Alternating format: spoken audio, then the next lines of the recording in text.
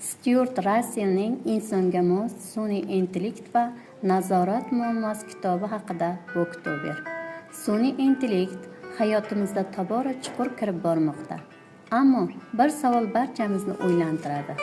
Agar sun'iy intellekt insondan aqlliroq bo'lib ketsa, uni qanday nazorat qilamiz?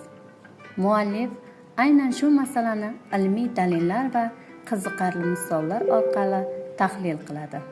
Kitobda sun'iy intellektning imkoniyatlari, xavflari, uni inson manfaatlariga xizmat qildirish yo'llari haqida fikr yuritiladi.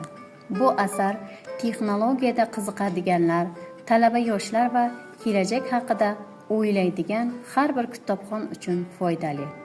Sun'iy intellektning kelajagi faqat texnologiyaga emas, balki insoniyatning uni qanday boshqarishiga ham bog'liq.